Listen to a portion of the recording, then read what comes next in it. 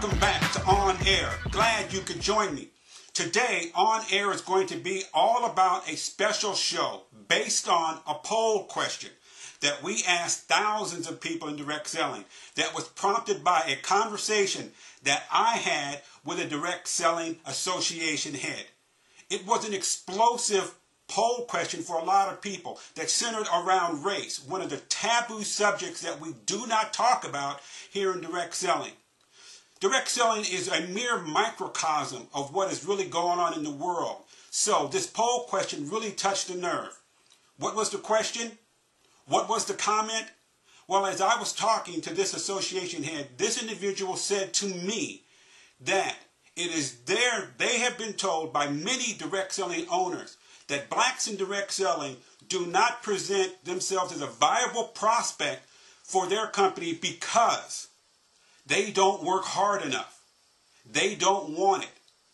Of course, I was shocked. I really didn't know what to say.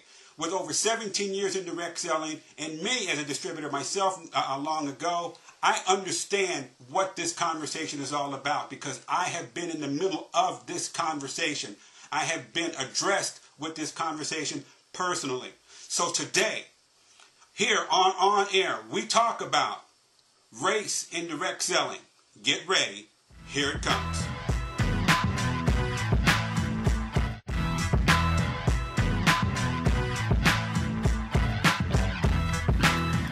Did you know you can now follow me on Facebook? That's right, I've arrived on Facebook. Look up Catran-Whitney, that's Catranwhitney on Facebook. And let's not forget Twitter, Catran-Whitney on Twitter.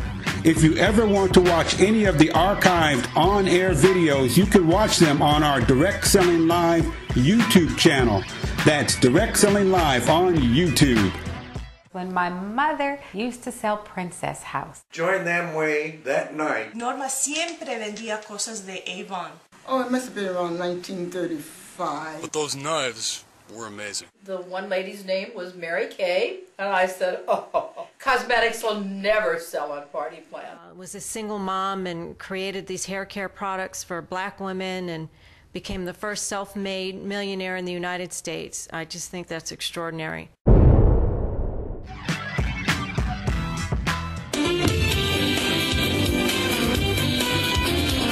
And now, the star of our show, Keeper.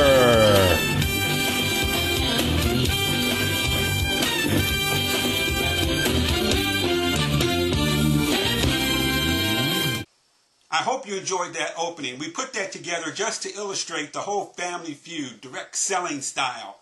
Family Feud, well, yeah, in a way. So we have taboo subjects here in direct selling that we just don't talk about. Race is at the top of the list. As you look around direct selling, and I'll give a couple of examples that I personally have experienced. As you look around direct selling, oftentimes you look at the race demographics. We all do.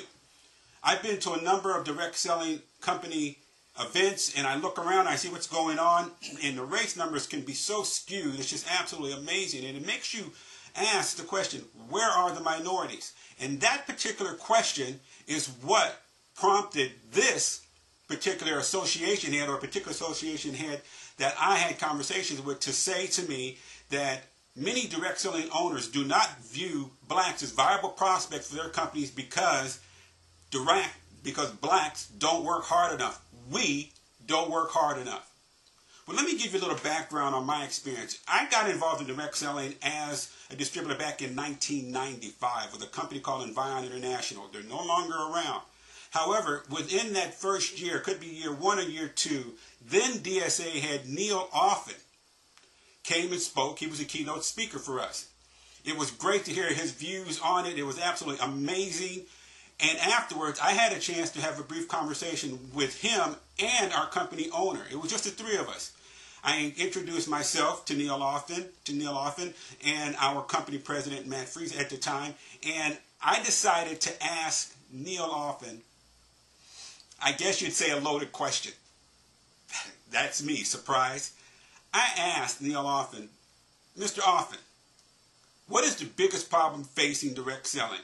It was a loaded question, but I also wanted to know because I wanted to know where I needed to go in order to be successful, which ultimately I was. He said, okay, I'll answer the question. But before I answer the question, I'm going to throw it to you, Matt. Matt, what do you see when you look around your conference? You've got over 1,000 people here. What do you see? He said, I see a lot of people having a great time. Then he turns and looks to me and said, what do you see? I said, do you really want to know? He said, yeah, I want to know. I said, I can count the number of people who are black in this room and still have 2 digits on this hand left. He looked at Neil, he said, and rather he looked at Matt and he said, Matt, he's absolutely correct. That is the biggest problem facing direct selling today. How do we get minorities and specifically blacks more involved in direct selling?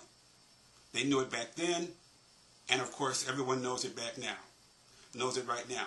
Another conversation, I had just gotten to the point of being one level away from being on the top of the pay plan with this company. And we had all gotten together for a leadership event. I had a chance to speak to one of the top people who was an older white woman, and we got to talking. And now that I've gotten to be successful, I asked her, I said, let me ask you something. Now that I've reached this level, would you have ever approached me in the past about being in your direct selling business? And she, without skipping a beat, said no. And I said, why? She said, because we have absolutely nothing in common. I'm white, we come from different backgrounds, and you're black. I said, but now that you see that I have achieved great success, would you approach me for an opportunity knowing that I'm successful? She said, no. No? Why? Because of what I said. I'm white, you're black, and our backgrounds are very different. Okay. That was then. But the more recent conversation now pretty much lines up everything being the same. We're still dealing with this issue. So, I also had the opportunity to be involved in an association meeting. And one of the questions that was asked of me was, okay, Keeper, how do we get more blacks into direct selling? You want me to tell all of you. Of course, I'm in a room full of white people, and it's odd how oftentimes black people are asked this question by our companies, by our associations, what do we need to do? As if we are some foreign object. We're from another planet. I said, okay, look, those of us here in America, we speak English. We know the terrain. We know your language. We know a lot about your culture. All you have to do is put us in the picture. Is give us the opportunity to market your products in a way that fits in accordance with our culture, just like with our culture, just like you would with just about any business. Because to me, everything that is put out, and this is what I'm talking to the association, everything that's put out for the most part speaks to white America and white people in general. If you want to get more minorities in, put us in the picture. Put us in the picture so that we are successful, so that when we go back and talk to our community, they already see themselves being successful with your company. Well, one person decided that he wanted to say something. He said, well, look, the reason why we don't go after blacks is because they don't work hard. I was stunned. I got up and I walked out of the room. Unbeknownst to me, I was followed by one of the other people, a white woman who I had known for a while, excuse me. And she said, Keeper, let's have a seat here for a second. She said, I can tell you most of us in that room agree with what you had to say. Just about all of us. But the challenge for us is most of us are afraid to say something about it. If you're afraid to say something about it, then no progress gets made. The issue is never dealt with. The perpetuation of the myth continues. People are left out of the equation. Opportunities are lost by not only companies in the industry, but individuals and and families themselves who need this opportunity. You cannot sit here and tell me that you are afraid to say something because you want to be ostracized, forgetting completely that you are ostracizing a number of groups. So that's the backdrop. when dealing with the question, do blacks work hard enough, the poll question, the numbers were amazing. They really were. But also even more amazing than that were some of the comments that we will get to later on in the show.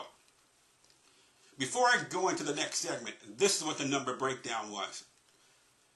The question was, do blacks work hard enough in direct selling? Is this true? That's the basis to the question. 78% of you, of the almost 1,000 people who answered this poll question, 78% of you said you do not agree with that statement. 22% said yes. Now let's hold that for just a second. 22% of the people who took the poll believes that blacks are not viable candidates for their companies because we do not work hard enough. That's 1 in 5.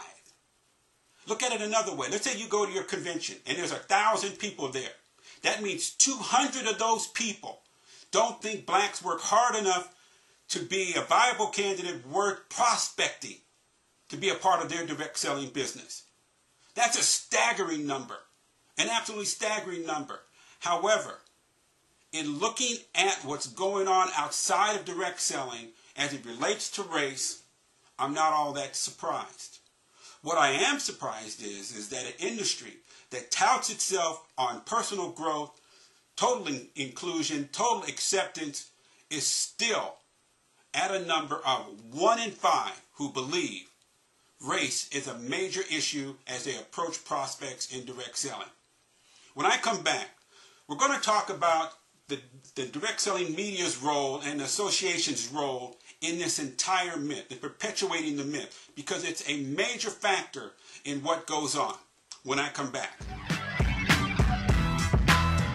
No family can survive on 2 incomes anymore, let alone 1. If you are supplementing your family's income working from home, then tune into The Cash Flow Show, Direct Sales Radio. Host Deb Bixler brings you sales tips, lead generation systems, and best business practices that guarantee direct sales success. Whether you're looking for a little extra cash or a career change, The Cash Flow Show, Direct Sales Radio will give you proven systems that will work in your home business. The Cash Flow Show, every Wednesday at 8 p.m. Eastern Time, 5 p.m. Pacific Time on World Talk Radio Variety. Welcome back. As we look at direct selling's version of Family Feud, it's interesting to note that even though it's a game show, it's really all about perception. It's really all about people's ideas of how they think things really are. A good case in point is this. Back in the mid-1970s, my family actually had a chance to be on, and we were on, the Family Feud with Richard Dawson. We were rolling. We had a lot of fun. We were absolutely rolling. At that time, there was a $100 question. They pull out a lollipop, and they had a $100 question, and that question actually was asked of me, and I answered it, and we won $100. But what makes it interesting as it relates to this in direct selling is that the question that we lost the game on had to do more with religious and race perception than anything. My brother was asked, in fact, we were all asked, name 5 people who knock on your door. Some of us, we mentioned the post office. Some of us mentioned our neighbors. Some of us mentioned special delivery. It got down to my brother after we had already had 2 strikes against us. And the first thing he said, Jehovah's Witnesses. We all looked at him and said, dude, what did you just say?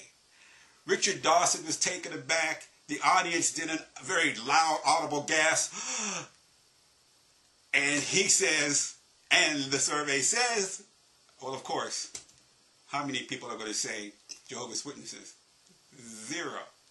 But it's interesting because it points to the perpetuation of a myth, of a religion or of a race that you believe it has impacted your life in some way, sometimes positive, sometimes negative, but oftentimes it can be very, very misleading. And oftentimes it is all about your environment. Growing up in South Central LA, very, very poor, we saw a lot of Jehovah's Witnesses. So I'm not surprised that he went there. However, direct selling is a whole nother matter. How this myth continues has a real basis in fact. In 2010, DirectSellingLive did a special report on race and direct selling. It's only skin deep. In fact, that special report could be watched on DirectSellingLive and MLM Black Woman. As it relates to this, we took a look at media and associations, but primarily media in direct selling, and looked at their role.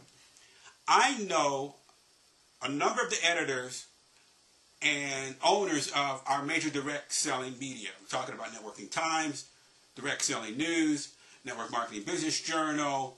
These are our primary sources of information on the executive side and on the distributor side. And it's always been a challenge for me to find black faces in particularly direct selling news that aren't related to some charity where a company has gone overseas to Africa, Ethiopia, Brazil, Mexico, and this is where you see typically the brown faces in this magazine. Every now and then you will see a dark face or a minority face in a picture related to an actual company. In fact, DirectSellingLive did a study looking at direct selling news and looked at how many minorities over a 6-year period were in the pictures, and we could identify them as being with the company. 80% of all the pictures in direct selling news that identified people in executive positions, people moving from one executive position in their executive announcements, over 80% were white. It was very rare that you could find someone black, Asian, Hispanic. In fact, the numbers bear out when you look at owners in direct selling. To my knowledge, there aren't very many. You've got Tracy Lynn Jewelry. You've got the Dudleys over with Cuddly Products. And you've got Nadine Thompson over at Soul Purpose. There are probably one or two others that I'm skipping, that I'm just not drawing a picture on. But there very rarely are any black-owned companies in direct selling. Well, why is that? Could be that most people don't think we can cut it. That most people don't think blacks have the business acumen to do it. Well, as we've gone through these challenges in sports, as we've gone through these challenges in politics, and it's a very, very, very big deal even today, as we have the first black president in the White House, we are still dealing with the issue of race in 2012. In fact, a lot of the negative attacks with him recently are dealing with the issue of he's Muslim, he's black, he's from another planet, he doesn't understand us, he doesn't understand our culture. As I said in my first segment, direct selling is just a microcosm of the world outside of direct selling. We have a lot of the same issues, a lot of the same challenges. Just because someone is making money or in a business opportunity with you doesn't mean they don't. Peel back the distributor layer and what do you get? You get life. As I said, our media, in my opinion, plays a large role in perpetuating the myth that blacks don't work hard enough, that Mexicans don't work hard enough, Hispanics and Latinos don't work hard enough, Asians are very, very smart, they just blow everyone out. These are myths. These are all cultural myths. However, in looking at our media, Networking Times is probably the best, a generic training tool, a magazine, the great generic training magazine run by Josephine Gross and Chris Gross. They do probably the best job of having minorities in their magazine. They don't have nearly enough, in my opinion, but they do so much better. They're far and away better than direct selling news. Network Marketing Business Journal, it is incredibly rare to see a minority face in that newspaper. In fact, probably six out of the last 8 times I've seen a minority face in that newspaper, those 6 pictures were me. So our media has to turn the perception around.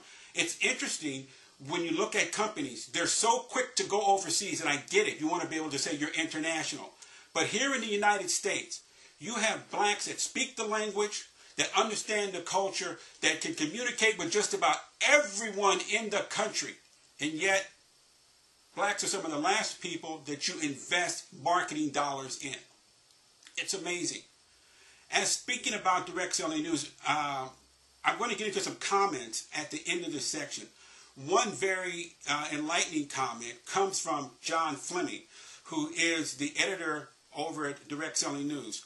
Even as I talk about them being very, very lax in their willingness to put minorities in their magazine, he does bring some very enlightening information. So his comments are going to be very, very key as to where we go from here. In looking at associations, well, that's pretty much a no-brainer. Associations in general don't do a good enough job of having minorities out front in leadership positions. It's one thing to have minorities in the back in a leadership position. It's a whole nother matter to have blacks, Hispanics, Asians, Filipinos, unless it's an Asian-run company, for instance, like Sunrider or something like that. It's extremely rare for an association to have a black person out front as some sort of spokesperson, or some sort of image for that association. Direct Selling Association, the DSA, they are the grandfather of associations. So much of the myth falls in their lap. You have to do a better job. As I speak about the Direct Selling Association, know this, because some of the comments speak directly about the DSA. No, it was not a head person at the DSA that made the comment. But I think it's interesting to note that a number of you in the comment section went after the DSA, which speaks to an issue for the DSA. If the people are quick to arrive at that conclusion, that it is the DSA, someone at the DSA, a head person at the DSA made the statement, you have work to do. It could also be that most people think the only association in direct selling is the DSA. No, there are three major associations. There's the Direct Selling Association, DSA. There's the Direct Selling Women's Alliance, DSWA. And there's the Multi-Level Marketing Association, MLMIA. But if you talk to someone at the DSA or someone who's very close to the DSA, they will tell you there's only one. Au contraire, there are many. The DSWA is the association primarily for women. They do a great job. I challenge them all the time, but they do a great job. But as I said, I find it interesting that most people who made comments directed the negative comments at the DSA. 1 in 5 people think blacks do not work hard enough.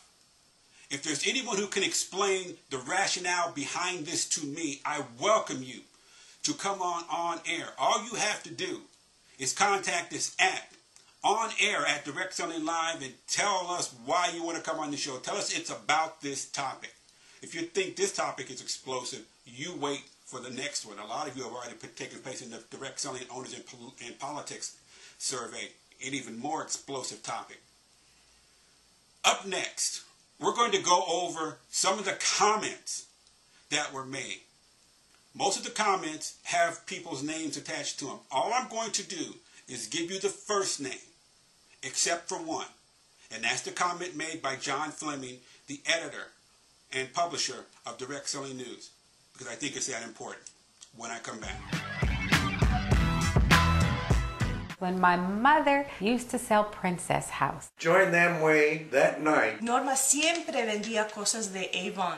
Oh, it must have been around 1935. But those knives were amazing. The one lady's name was Mary Kay, and I said, oh, cosmetics will never sell on Party Plan. Was a single mom and created these hair care products for black women and became the first self-made millionaire in the United States. I just think that's extraordinary.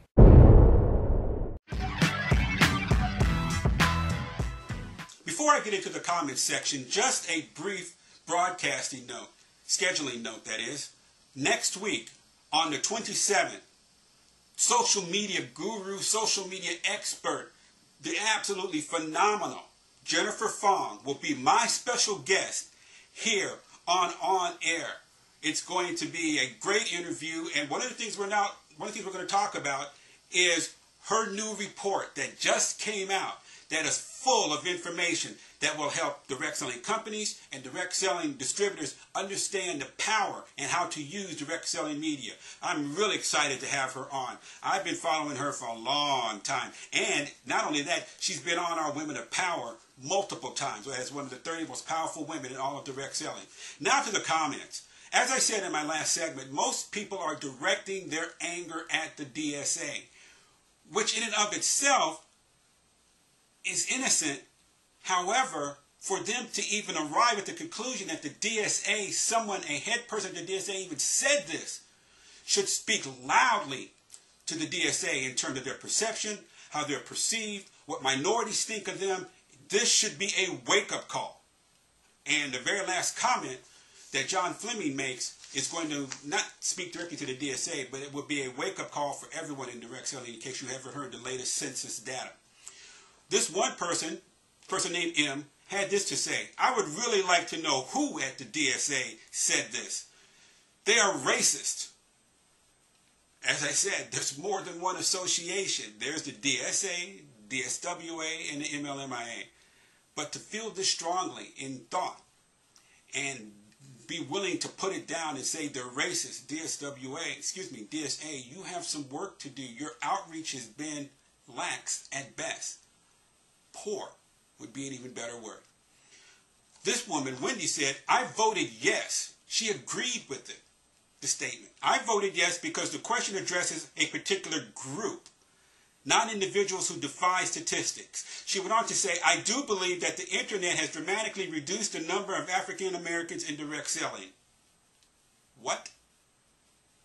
We're not on the internet, so that's what has happened? Wow. She goes on to say, African Americans need to stop letting this be an excuse and not only defy the odds, but prove this type of data wrong. As I said in my first segment, it had nothing to do with the data. It's perception. It's cultural upbringing. It's environmental upbringing. That's what it is. A lot of this stuff is generational. It is perpetuated generation after generation. Defy the odds. We are defying the odds. There's a black man in the White House, and yet so many Americans don't want him there just because of the color of his skin. We have a long way to go. Jane went on and said, I'm getting really tired of this tired excuse not to recruit, hire, appoint, etc. African American people to various positions. I agree with her. It is an excuse. It is an easy way out. It is a way out that has been socially acceptable. We are better than this. We're supposed to be better than this, if in no other place here in direct selling. We have got to get this together. If we ever really want to lead in the social debate, in the social conversation, in social activities, education, we have to lead. And the very first place that we start is with race and sexual orientation. This person, T, I'm going to read. I'm not going to give the full name because the full name, as it I said, could give this person away. This person said about the statement, about my question, I question if the statement was really made. What? How can a person in that sort of position say something so ignorant, so erroneous? I would like to know the name and the source. Presently, many of the top income earners in direct sales, primarily with black organizations, well, that says something there. Darnell Self at Legal Shield, which used to be Prepaid Legal, Holton Bug at Organa Gold, and goes on to name a few others. And says the list goes on. What about the lovely women and artists, Warm Spirit, and even myself in Sole Purpose? This is ridiculous. Whatever. Well, first of all, Warm Spirit got out of direct selling years ago, so you're a little behind on who's what and who's doing how much.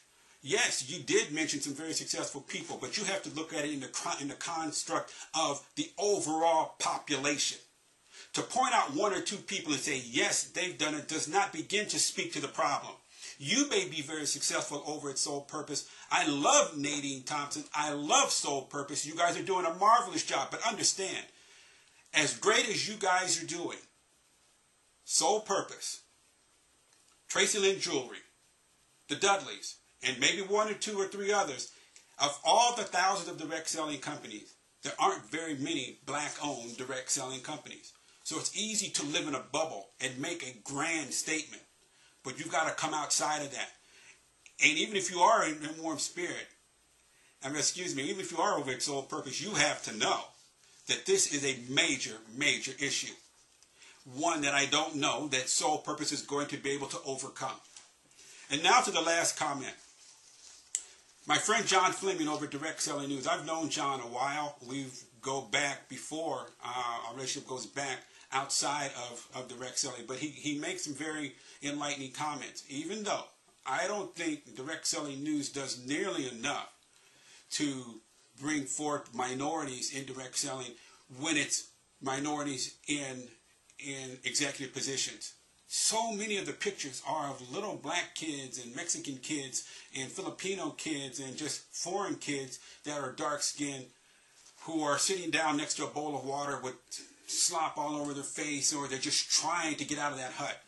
That doesn't help the situation. All that does is says that this particular company is reaching across the globe to help a country in need. However, when it comes to the opportunity for blacks and other minorities here in the United States, where is the same outreach? I'm just asking. John Fleming goes on to say, some of the most important data, and he's talking about recent data that just came out, available indicates that this nation must prepare for minorities, people of color, becoming the majority in the next 20 to 25 years. Based on the 2010 census, which is the latest data, racial and ethnic minorities make up approximately 90% of the U.S. growth since 2000. If you really look at the numbers that came out a couple of months ago, it is absolutely amazing. As we continue to have children, whites aren't. It's a staggering number what has happened over the past 10, 20 years. He goes on to say African Americans alone have the buying power of nearly $1 trillion annually. And it is expected to exceed $1.2 trillion by the end of this year, 2012. There are only 15 countries in the world that have a greater purchasing power. Only 15 countries in the world have a greater purchasing power than African Americans here in the United States. Amazing. Have a greater purchasing power, and no group is better prepared to tap into this phenomenal opportunity than those who identify with this segment of the population, African Americans themselves, meaning African Americans take responsibility and take advantage of the opportunity. As great as that sentiment is, African Americans, blacks, can only do it if their company gives them the tools to make it happen. I know firsthand what it's like to go out there and try to sit down with someone black and have them say to you many, many times, where are the black people at? I don't see myself in this. What's going on? Even when I made the cover of my company's magazine many times, they were blown away. How can they put a black person on the cover? You actually made it? It's such an amazing thing to see.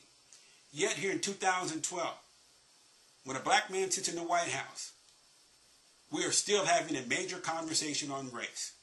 In fact, President Barack Obama did that, and yet we're still dealing with it.